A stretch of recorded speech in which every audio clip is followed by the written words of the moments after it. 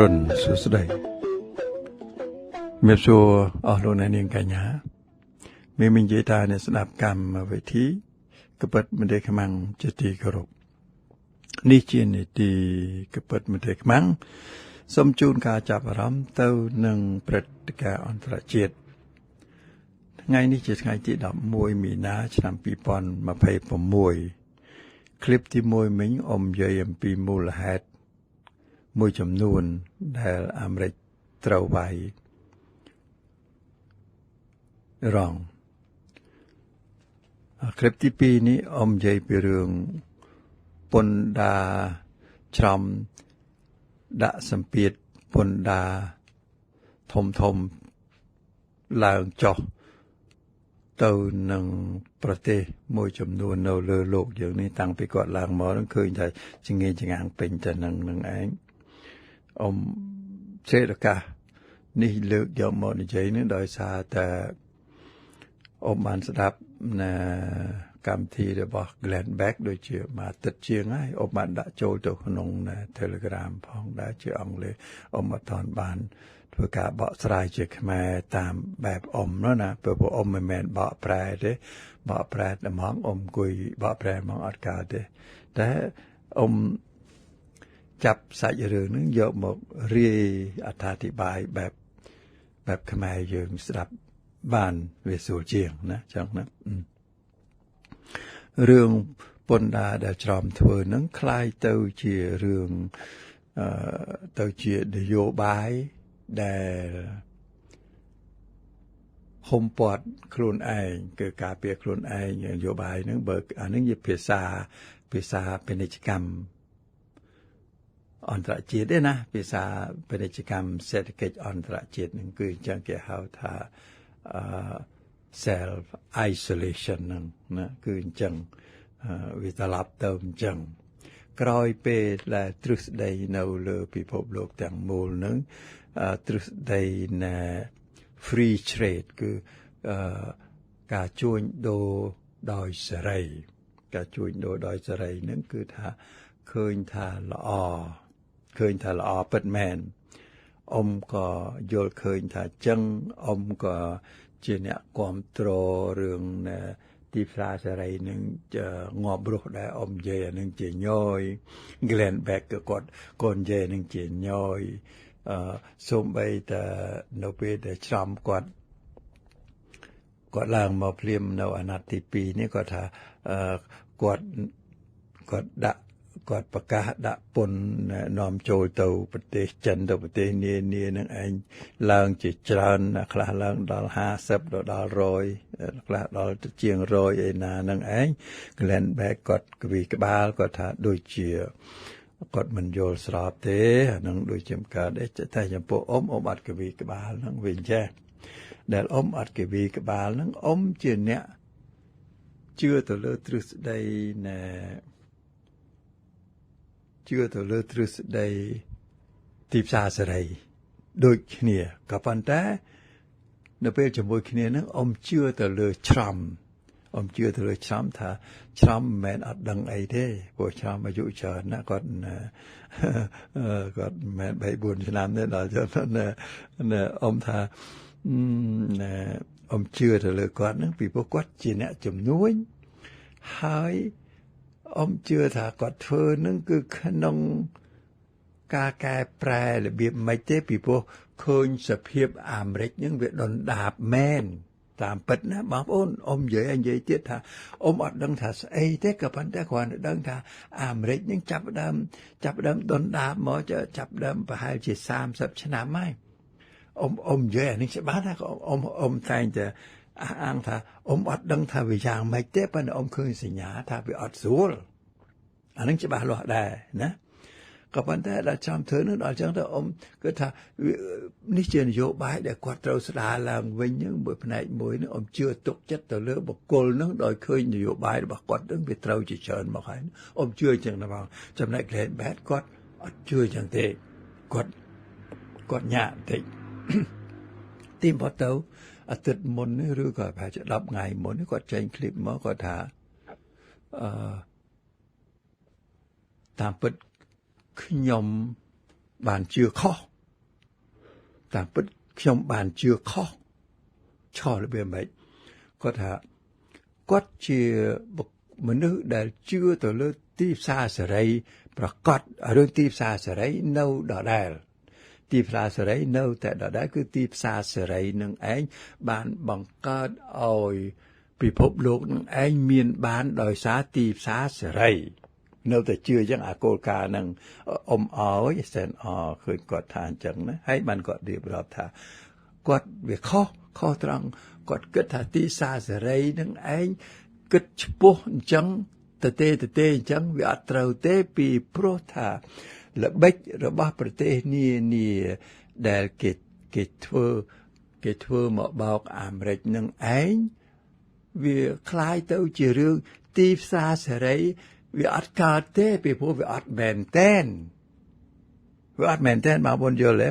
វាអត់មែនតែននឹងចិនគាត់ក្លុកតាំងពីរបៀបគាត់បន្ថយតម្លៃគាត់ដំឡើងតម្លៃលុយរបស់គាត់លាក់ផ្សេងហើយនឹងធ្វើការបង្វៀងពន្ធចេះបង្វៀងចុះហុចអាមេរិកត្រង់ធ្លូ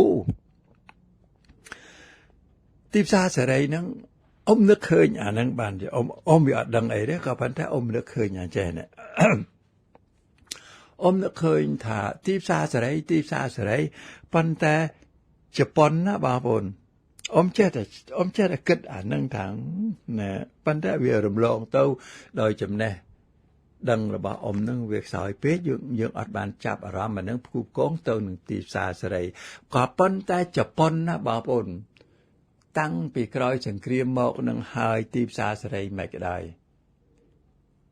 អង្គបរទេសចូលជប៉ុនអត់បានទេអង្គបរទេសចូលជប៉ុនអត់បានទេណាថ្លៃហុចអង្គជប៉ុនខ្លួនឯងស៊ីនឹងថ្លៃណាស់អាហ្នឹងចំណុចដែលអ៊ំដឹងណាអ៊ំដឹងថាណែជប៉ុនទីផ្សារសេរីប៉ុន្តែអត់ឲ្យអង្គគេចូលទេណាអ៊ំគាត់ឃើញតែអញ្ចឹងណាកូរ៉េខាងត្បូងអត់ឲ្យឡានអាមេរិកចូលទេឡានជប៉ុនក៏អត់ដែរឬក៏ចូលដំបូងតិចតួចទេក៏ប៉ុន្តែឡាននៅកូរ៉េខាងត្បូងដំបូងឡើងគឺឡានជប៉ុនទៅនៅរោងចក្រនៅកូរ៉េបងប្អូននៅកូរ៉េណែបានកូរ៉េប្រើរឿងថាអត់ឲ្យទិញឡានអាមេរិកចូលអត់ឲ្យឡានជប៉ុនអ៊ំមិនច្បាស់ថាកូរ៉េហ្នឹងឡានជប៉ុនចូលពីដំបូងហ្នឹងរបៀបណាបែបតិចតួចគឺថាគេធ្វើនយោបាយហ្នឹងខ្ទប់មែនតែនត្មងដល់អញ្ចឹងបងប្អូនឃើញពីរយ៉ាងជប៉ុនអង្គជប៉ុនណាកសិករជប៉ុននៅរស់បានច្រើនហើយអង្គជប៉ុនកាន់តែធំធេងទៅលក់ចេញក្រៅទៀតចំណែកកូរ៉េខាងត្បូងណែឡានកូរ៉េខាងត្បូងមករៀងណែអន់បន្តិចប៉ុន្តែក្រោយមកនេះយើងឃើញឡានកូរ៉េប្រើល្អហើយខ្មែរយើងប្រើឡានកូរ៉េណែរហូតដល់ចូលចិត្តទៅទៀតផងព្រោះពួកបន្លាស់អីណាផ្សេងវាមានច្រើនឯណាឡាក់នឹងឡាក់បងប្អូនឃើញសញ្ញាពីរហ្នឹងគឺសិតថាមិនមែនទីផ្សារសេរីទេគេបណ្ដោយឲ្យអាមេរិកបានបណ្ដោយឲ្យប្រទេសដែលស្ថិតនៅក្រោមប្រទេសដែលខ្ទេចខ្ទីក្រោយសង្គ្រាមលោកលើកទី2ហ្នឹងត្រូវការជួយឲ្យប្រទេសទាំងនោះដែលស្ថិតនៅក្នុងរង្វង់លោកខាងលិចដោយថាចូលសម្ព័ន្ធរបស់លោកខាងលិចនឹងឯងជាទីផ្សារដែលសេរីទីផ្សារសេរីហ្នឹងគឺថាបើគាត់ធ្វើអីចេញបានទៅអាមេរិកទៅគឺថាអត់មានយកពន្ធខួសនេះទេគឺថាឲ្យទៅចឹងដូចជាឡានអាល្លឺម៉ង់ដោយឡានជប៉ុនក៏ដោយឡានអ៊ីតាលីក៏ដោយឡានបារាំងដែរចូលទៅអាមេរិកហ្នឹងគឺស្រួលចូលណាអត់ពិបាកទេស្រួលចូលណាអាមូលហេតុហ្នឹង Landberg បានបញ្យល់ល្អណាស់បងប្អូនគាត់បញ្យល់ថាតាមពិតទៅដល់យើងគិតត្រឡប់ទៅវិញទៅគាត់ថាក្រោយសង្គ្រាមលោកលើកទី2សង្គ្រាមលោកលើកទី1ឆ្នាំ1913-14សង្គ្រាមលោកលើកទី2ឆ្នាំ1937ទៅ45 ពិភពលោកខ្ទេចខ្ទីអស់លេងបងប្អូនពិភពលោកខ្ទេចខ្ទីអស់លេងអឺរ៉ុបខ្ទេចអស់អាស៊ីមួយចំនួនក៏ខ្ទេចអស់តែអាស៊ីក៏អត់ទាន់មានបច្ចេកទេសមានតែជប៉ុនមួយណាដល់អញ្ចឹងទៅវាខ្ទេចអស់ទៅហើយរួចនៅពេលនោះឯងក្រោយសង្គ្រាមលោកនឹងអាមេរិកនឹងថាវាខ្លាំងខ្លានោះមើលតែតម្រៃមើលតែខ្លាណែអីដល់ពីព្រោះអាមេរិកអត់មានខូចខាតអីទេមានតែកើនឡើងនៅផលិតផលឧស្សាហកម្មកសិកម្មរបស់អាមេរិកនឹងកើនឡើងខ្លាំងលក់តែមិនត្រឹមតែឲ្យទៅប្រទេសផ្សេងដែលទុនខ្សោយខាងកសិកម្មនឹងទេរហូតដល់លក់ឲ្យចិនខ្វះស៊ីលក់ឲ្យចិនខ្វះស៊ីដោយនយោបាយកុម្មុយនីលក់ឲ្យរុស្ស៊ីខ្វះស៊ីដោយនយោបាយកុម្មុយនីហើយនឹងលក់ឲ្យប្រទេសតូចតាចផ្សេងទៀតដែលនៅក្រោមឆ័ត្រនៃកុម្មុយនីនឹងគឺសិតតែត្រូវការផលិតផលរបស់អាមេរិកដោយហេតុនេះអាមេរិកច្រៀងចម្រៀងទីផ្សារសេរីនឹងវាត្រឹមត្រូវហើយមកឃើញទេត្រឹមត្រូវហើយភ្ញាក់ខ្លួនមកបងប្អូនភ្ញាក់ខ្លួនអានេះជាការពិតមែនដោយចំនួននៅអាស៊ានគេបង្កើតទីផ្សារសេរីនៅអាស៊ានហ្នឹងណាចំនួនហ្នឹងមិនមានអ្នកចំទាស់ជាច្រើនណាខ្មែរយើងចំទាស់ពីរឿងថាទីផ្សារសេរីហ្មងយើងនឹងវាអត់ផលិតអីសោះបើតែទីផ្សារសេរីហ្នឹងគឺទទួលយករបស់គេតើយើងផលិតលែងកើតអាហ្នឹងគឺអញ្ចឹង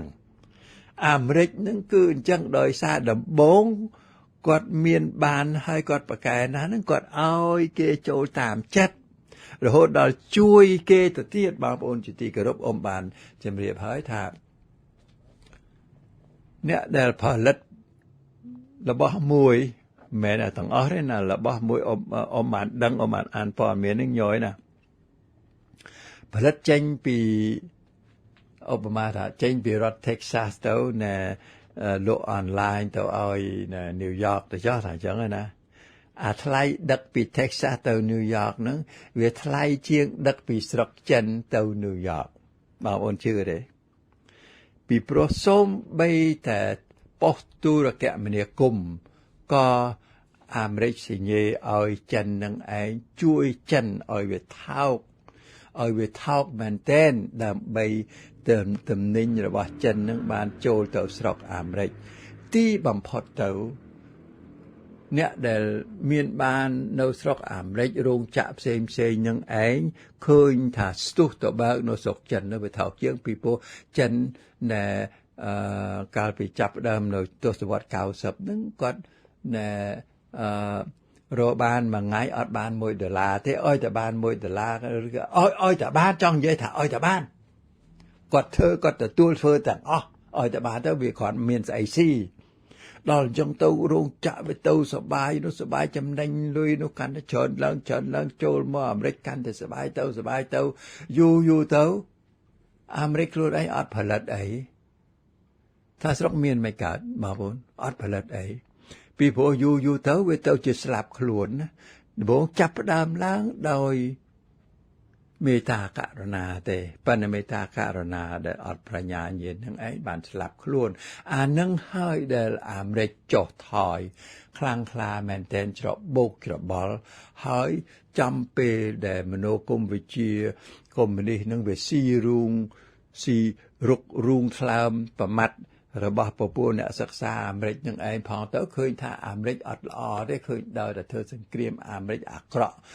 មើងងាយជនជាតិស្បែកខ្មៅអាមេរិកប្រកាន់ពូជសាសន៍លក្ខណៈវានៅតែច្រៀងអាព័ត៌មាននឹងទៅគណៈបព្វជិត្រៃធិបតេយ្យអោបអានឹងហើយគណៈបព្វជិត្រធិបតេយ្យខ្លួនឯងនឹងទីបំផុតទៅធ្វើមិនក៏ធ្វើដែរឲ្យតែបានឆ្នះឆ្នោតណែនៅសម័យអញ្ចឹងទៅវិញធ្វើមិនក៏ធ្វើដែរឲ្យតែបានឆ្នះឆ្នោតគួរឲ្យអនិច្ចាណាបងប្អូនអាមេរិកដាបខ្លាំងណាស់ណាបងប្អូននិយាយទៀតហើយដឹងអារឿងថាអាមេរិកដាបនឹងអត់គ្រប់គ្រាន់ទៅទៀតផងដាបនឹងគឺថាស្រាប់តែបើកភ្នែកគាត់ឃើញអានឹងបានជាគាត់កាប់ឆ្កាសពគ្រប់បែបយ៉ាងនឹងឯងហើយគ្រោះថ្នាក់ណាស់ទៅទៀតពីព្រោះថ្នាំសង្កូវអាមេរិកអត់ផលិតទេ ក៏អស់ដែរឡានផលិតមិនកើតបើនៅអផ្ទៃក្នុងគិតពីទាលុយថែមទៀតហូចយកទៅឲ្យវាធ្វើនៅក្រៅស្រុកវាមិនថោកជាងវាហូចចិនដល់ចឹងបានសេដ្ឋកិច្ចចិនវាឡើងលឿននោះសានលឿនហើយបោកផងកេងប្រវាញ់ផងបន្លំផងអីផងទៅណែបានកាន់តែធំឡើងលឿនមែនតែនអាមេរិកនឹងត្រូវស្លាប់ដោយអំពើល្អរបស់ខ្លួនដោយហេតុនេះច្រំប្រើមធ្យោបាយណែដាក់ពន្ធនាំចូលនោះមិនមែនថ្មីទេបងប្អូនរឿងដាក់ពន្ធនាំចូលនោះ Glenberg បានបញ្យល់ទើបយើងភ្ញាក់ខ្លួនថាតាមពិតសាធារណសហរដ្ឋអាមេរិកដែលកើតឡើងនឹងអត់មានពន្ធដារទៅអ្នកស្រុកទេដំបូងឡើងនឹងអត់មានអានឹងទេ zero អត់មានពន្ធហ្នឹងហើយចុះបានរស់ដោយសារអីរស់ដោយសារតែរឿងទំនិញនាំចូលហ្នឹងគាត់បញ្យល់រស់គឺអាទំនិញនាំចូលនឹងឯងដែលជាប្រភពនៃចំណូលហើយជាប្រភពនៃថវិកាណែរដ្ឋាភិបាលរបស់អាមេរិកនឹងដំបូងឡើយនឹងហើយជាដូចថាជាប់100ឆ្នាំឯណោះណាប្រើអានឹងហើយអាមេរិកតែងតែប្រើអានឹងតែងតែប្រើអធិពលសក្តានុពលនៃភាគរយនៃការនាំចូលនឹងឡើងចុះទៅតាមនឹងឯងដើម្បីចរចាជាមួយនឹងបរទេសក្នុងវិស័យផ្សេងទៀតអាមេរិកបានធ្វើអញ្ចឹងជាហូរហែមកដោយហេតុនេះផ្ទុយទៅនឹងការហូរកញ្ជ្រៀវថាអាមេរិកតុលាការបានតុលាការកំពូលបានកាត់ថាចំប្រើច្បាប់នឹងដើម្បីទៅឡើងពន្ធបរទេសនឹងគឺអត់ត្រូវទេអូគេហូរគេឈោជើសម្បើមណាប៉ុន្តែនៅពេលជាមួយគ្នានឹងឯងតុលាការកំពូលក៏បានបង្ហាញផ្លូវច្រំដែរបង្ហាញទ្វារផ្លូវច្រំដែរថាអ្នកឯងប្រើច្បាប់ហ្នឹងវាអត់ត្រូវណែច្បាប់ដែលអាចប្រើបានវាមានប្រមាណបានកន្លែងដែលហេតុនេះច្រំគ្រាន់តែសាយចឹងទេហើយគ្រាន់តែថាតុលាការកំពូលចេញសានក្រមភ្លាមច្រំកន្លះផ្លែតដូចហេតុនេះគាត់នៅតែមានអំណាចប្រើនឹងជានិច្ចហើយឥឡូវដល់ពេលយើងយល់អំពីគេជេរគាត់ថានឹងប្រទេសផ្ដាស់មកទើបរឹតតែយល់ថាគួរអាណិតគាត់ហើយគួរអបអរសាទរនៅប្រាជ្ញាញាណដែលហៅថាគឺជាព្រះពោធិសត្វដែលមកស្រោចស្រង់អាមេរិកនឹងដែលគាត់ប្រើអាផ្លូវនឹងឯងហើយកលាប់ចុះកលាប់ឡើងដែលអ្នកខ្លះគេអាចមើលឃើញថាគាត់នឹងដូចកូនក្មេងណាលឿនមែនតើកលាប់ចុះកលាប់ឡើងលឿនមែនតើអានេះតាមពិតគេហៅថាគាត់នឹងជាអ្នកលេងអុកដល់កំពូលដែលកាច់ចុះកាច់ឡើងគឺបានភ្លាម